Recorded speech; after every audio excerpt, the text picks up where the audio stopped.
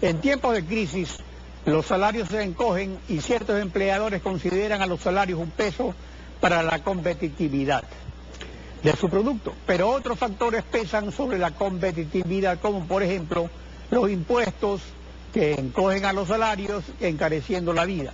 En todo caso, este ya es un tema de campaña electoral. Y al respecto, Guillermo Lasso ha sido señalado por el ministro del Trabajo, Leonardo Berresueta. Veamos.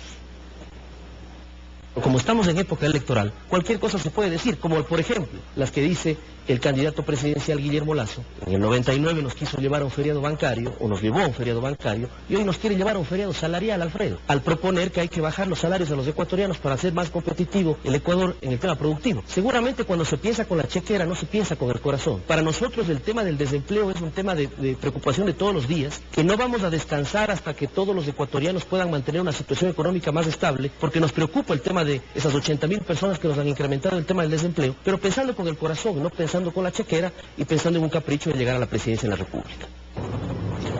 Guillermo Lasso, buenos días, bienvenido a Contacto Directo.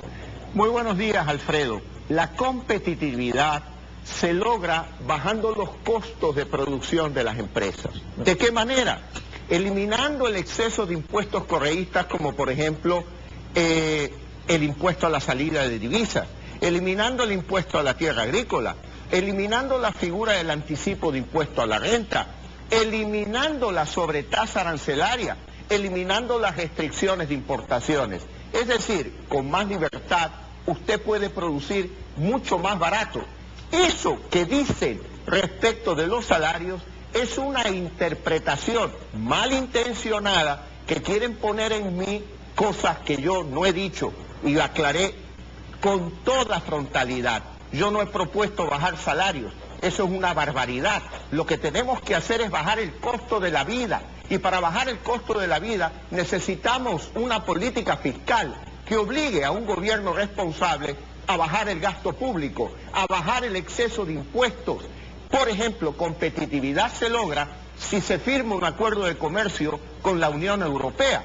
Porque el día de hoy un bananero colombiano, gracias a ese acuerdo, recibe $1.10 más por caja de banano exportada. Mientras tanto, el ecuatoriano no recibe ese $1.10 adicional porque el Ecuador no ha firmado un acuerdo de comercio con la Unión Europea. Entonces, hay que ser un poco inteligente y un poco creativo para entender que la competitividad en gran medida depende de que el gobierno actúe con responsabilidad y no haga lo que ha hecho durante los últimos 10 años de esta era correísta. Sin embargo, Cynthia Viteri, precandidata presidencial del PSC, precisa en qué consiste lo que sería la propuesta de Guillermo Lasso para un nuevo régimen salarial. Veamos lo que dijo ella.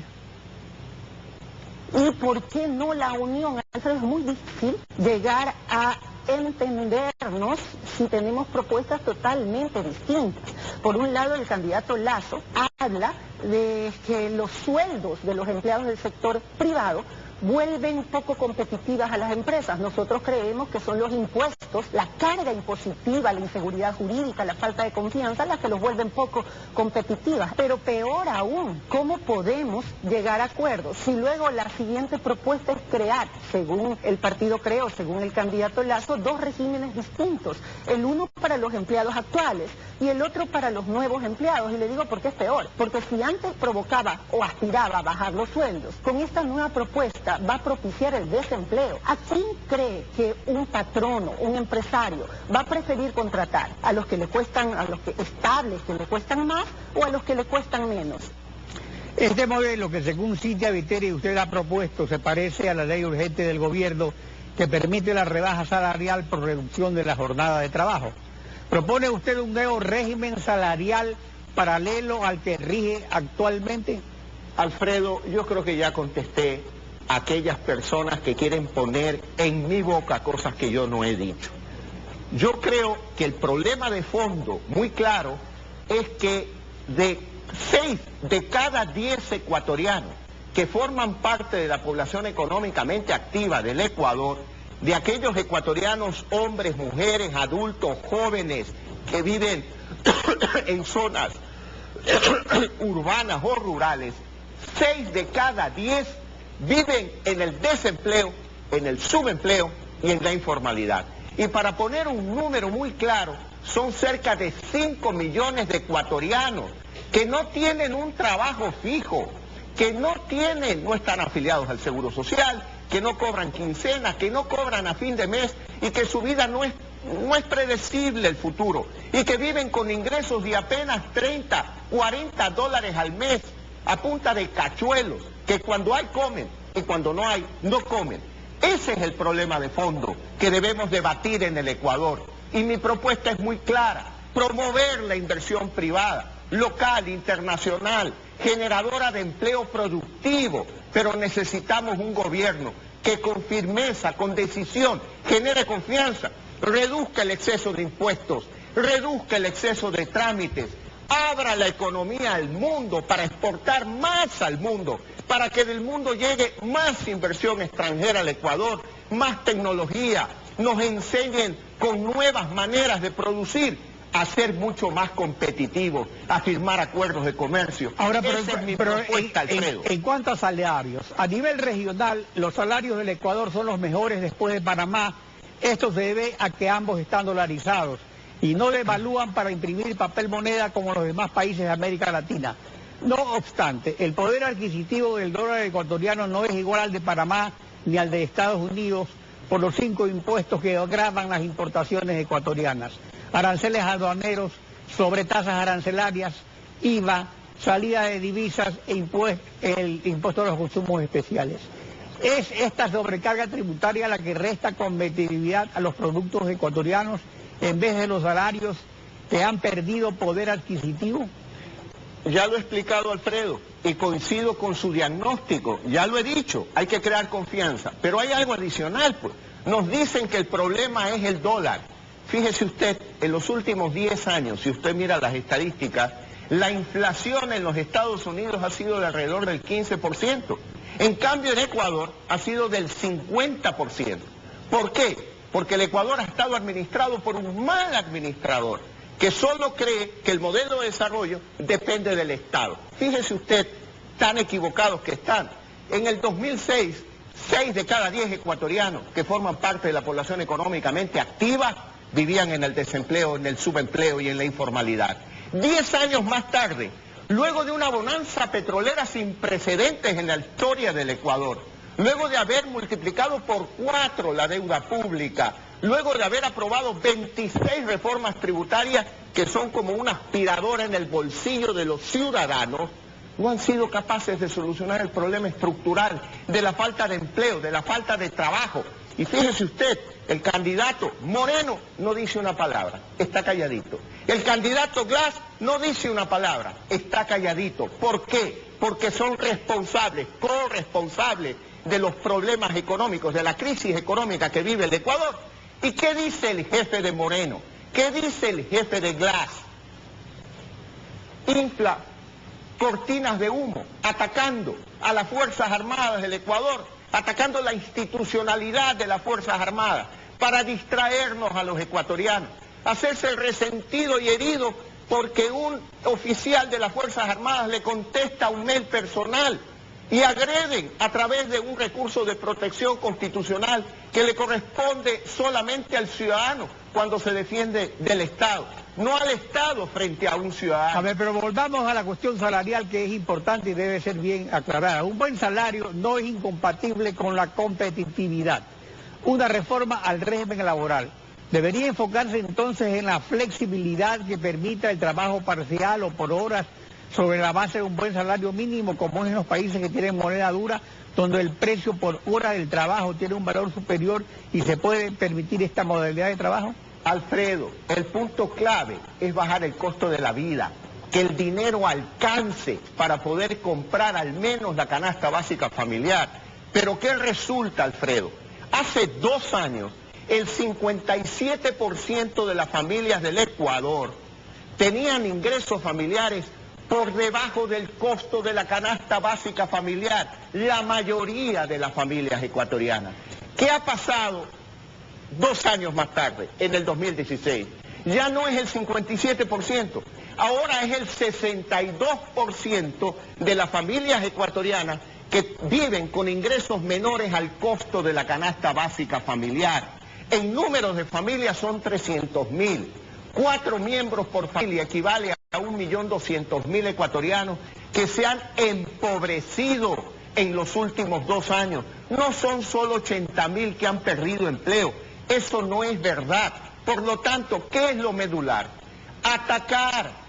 ¿Cuáles? A los factores que generan el incremento de costo de vida, la inflación en el Ecuador que ha sido 3 veces más que en los Estados Unidos durante el periodo correísta. Entonces, los que entendemos de esta materia, que hemos creado empleo durante toda la vida, sabemos cómo manejar el tema. El tema de competitividad no es por la vía de salarios, el tema de competitividad es por la vía de un gobierno responsable que gaste menos, que no despilfarre el dinero. En el 2006 el gasto público del gobierno, del Estado consolidado, equivalía a cerca del 25% del tamaño de la economía. Hoy equivale a cerca del 45% del tamaño de la economía. Y ese modelo es un fracaso y está demostrado por las cifras de empleo, por el costo de la vida, por una economía que no logra avanzar como nosotros queremos, conectada al mundo, porque ahí están las grandes oportunidades, con acuerdos de comercio. Pasando a otro tema, la investigación de la Asamblea sobre los funcionarios públicos involucrados por los papeles de Panamá. Cristian Viteri, asambleísta de Alianza País, dejó registrado lo siguiente. No ha sido un camino fácil porque ha habido instituciones que no han entregado la información o no la han entregado a tiempo, notarías que se negaron a entregar la información. Y ahí es donde en lo personal, decepciona la clase de oposición política que tenemos en el país. La oposición no presentó ni un solo documento, no hizo absolutamente nada en esta investigación. Se ha pasado 3 años diciendo que en la Asamblea no se fiscaliza, y cuando tuvieron la oportunidad de fiscalizar no presentaron absolutamente nada, lo cual resulta además hasta sospechoso. Ahora, ¿por qué esta inacción de Creo, cuyo delegado en la comisión se limitó a votar en contra del informe de la Comisión de Justicia que investigó los papeles de Panamá? Alfredo, necesitaríamos por lo menos 2 horas para presentar toda la documentación de cómo ha actuado el bloque de Creo y cómo ha actuado el gobierno que controla a sus 100 asambleístas, no solo a los 100 asambleístas, a todas las instituciones del Estado. Alfredo, no nos distraigamos en cortinas de humo. El problema es, o el debate en las futuras elecciones es entre el continuismo del correísmo representado por Moreno o por Glass y el cambio al que aspira el 85% de los ecuatorianos, que quiere la reconstrucción de la democracia, la reconstrucción de la economía, la reconstrucción de la esperanza, porque hoy la mayoría de ecuatorianos vive con miedo, vive con preocupación, con desconfianza, con inseguridad. Quieren que eso cambie. Eso es lo de fondo, Alfredo, no la cortina de humo de los ataques a las Fuerzas Armadas, como ya lo he explicado, y del ataque a la UNE. Pero también el ataque contra la corrupción y contra la impunidad, es presentando pruebas contra aquellos que se los acusa de corruptos. Por supuesto que sí, Alfredo, pero las instituciones tienen que actuar como tales, instituciones independientes, y hoy las instituciones del Estado son instituciones correístas que solo responden al interés del gobierno. Por eso los ecuatorianos, el 85%, queremos un cambio. El problema de fondo, Alfredo, es que el modelo fracasó, el modelo no funciona. No quieren tratar de eso, no quieren hablar del desempleo, y no solo del desempleo, del subempleo, de los informales. No quieren hablar de los 5 millones de ecuatorianos que viven en el desempleo, en el subempleo, en la informalidad. No quieren hablar del incremento del costo de la vida. Bueno, ya habrá oportunidad durante la campaña para conversar de todo eso. Por supuesto que sí, pero Alfredo, permítame decirlo, el gobierno no quiere debatir los problemas de fondo. Quiere levantar cortinas de humo, armando el escándalo contra las Fuerzas Armadas. Quiere levantar otra cortina de humo contra la UNE. Yo le quiero decir a los maestros que más allá de las diferencias que podamos tener en el campo conceptual, en nuestro gobierno, en el primer mes de gobierno, devolveremos la personería jurídica a la UNE, porque no se puede vivir en democracia a patadas, donde hay un señor que cree que puede manejar el Ecuador a patadas contra las Fuerzas Armadas, a patadas contra la UNE, quiere traer inversión extranjera y agreden a las empresas extranjeras que trabajan en el Ecuador. Guillermo Lasso, gracias por su participación en Contacto Directo. Muchas gracias, Alfredo.